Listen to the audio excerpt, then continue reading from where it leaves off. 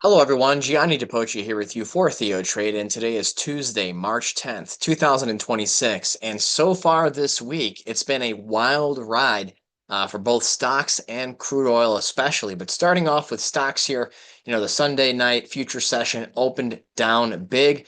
We then dropped to new lows, effectively retesting that low from back in late November, but the dip got bought. We've since been soaring higher, the S&P up around 0.5% on the day, kind of just chopping around here right now near the highs of the day, but it's the internals that have really caught my attention. I'll share more on that in just a moment. But the good news is that the Nasdaq's up more than the S&P, kind of trading neck and neck with the Dow. The Dow's up a little bit more than the Nasdaq. I do prefer to see the Nasdaq up more than the Dow. But just to go back here to the Nasdaq, you did take out that low from early February. I would have preferred for that low not to be taken out, but we really retested that low since from November 21st, bounced off support here. It's been leading off of this low. Technology, XLK, the top performing sector in the market right now, so far this week. Now, we've seen this kind of play out in recent weeks, early on Monday through Wednesday, and then it fades hard,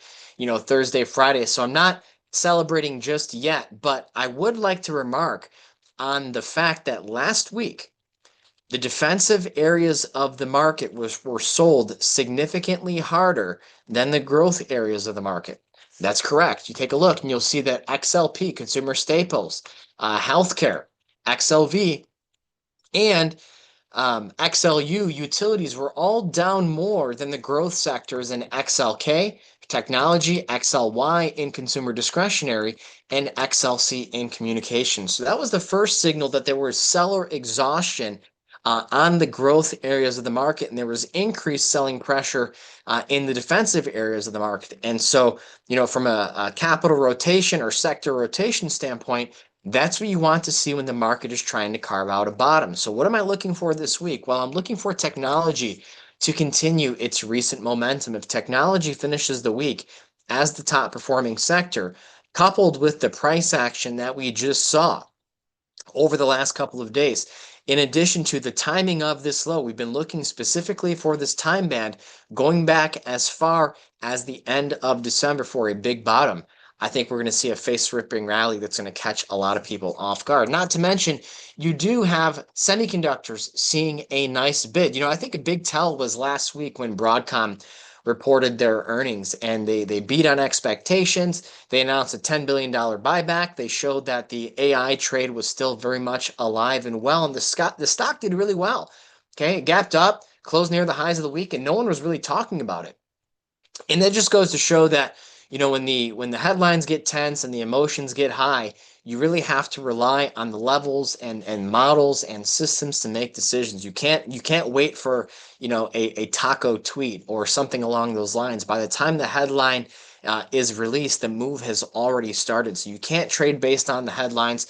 And really, been talking a lot about the Mag 10 and the Mag 7. There's been some nice strength in that department. The only stock in the Mag 10 that doesn't look good right now, okay, is Microsoft. Microsoft still has some issues. You may have just formed a lower high.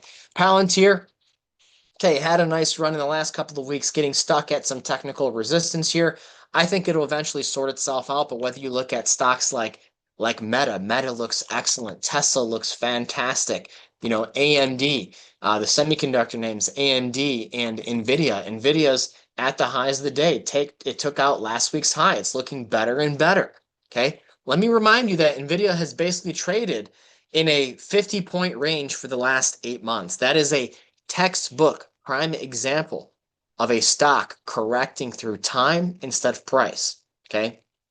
And it looks awfully similar to the NASDAQ as well. And so we're on the verge of crossing some very important thresholds, which, if cleared, will send this market soaring faster than you can even imagine. As the saying goes, as I learned it, the bigger the base, the higher the space. In addition to, from false moves come fast moves. And you better believe that the price action that we saw, okay, to start this week in the Sunday night future session was a false breakdown. It actually reminds me of a lot of what happened on election night 2016. Okay, you had that initial flush, and then the market went parabolic straight to the upside after for a few months. And I think that's what's shaping up right now. Okay, so this is looking really good. I think again the bulls. It's way too early to celebrate. Let's see how things look on Friday. I'll report back to you next week. But also take a look here at crude oil. Okay, we're talking a 30 what? Well, you've come up a little bit here, but from that high yesterday to that low we had today, 30% plus correction. You're seeing a big rally right now, just in the last few minutes. But I think this is probably going to settle somewhere in between the 70 to 75 zone. I mean, this thing has bottomed, obviously, and this is going to cause some problems for the Fed. But what we just experienced in crude oil was historic by every measure of the word. Okay, so I'm looking for this to chop around. I have these lines drawn here. That's kind of what I'm looking for. Drift to the side. I still have a little bit of energy on the books. I've been long Magnolia energy for quite some time, since way back here in late January. The stock is steadily climbing higher. I like that. Be keeping an eye on other commodities like natural gas. It's already pulled back down. Grains, wheat, corn, beans. Other markets to keep an eye on, but even those look like they've had blow off tops in the near term. So take a look here at precious metals, looking better and better on this for gold. Gold looks like it wants another leg higher here. I'm starting to come around to the idea that gold, could rally up to 6,000, 6,200. Silver, we'll see if we can at least retest that high. In mining stocks, I don't have a lot of exposure to this right now, this sector. Something I am watching, but GDX up a couple percent on the day. Silver miners up even more. So by that measure, a pretty classical risk on there signal from the miners in that sector specifically. Take a look at crypto. I am open-minded to the idea of a higher low being complete here.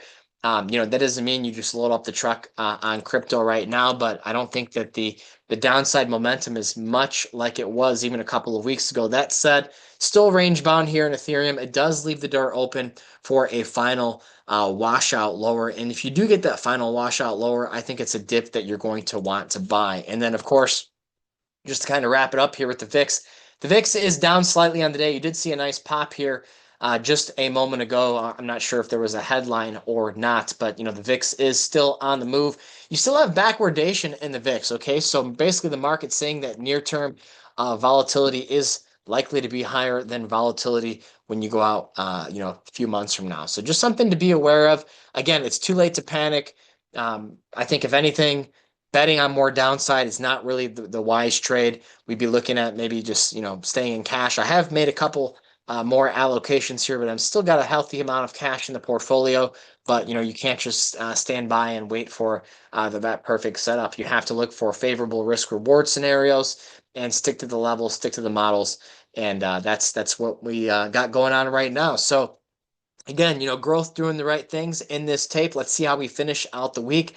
Look for a bit more turbulence on the intraday level and whatnot. But if the NASDAQ and tech can deliver come Friday, I think we'll see a big squeeze come in the market that's going to leave a lot of people scratching their heads. It could have happened that fast. So thanks for tuning in, everyone. I hope to see you tomorrow at 2 p.m. Eastern. I'll be talking more about my wave window indicator that I developed here with the TheoTrade team.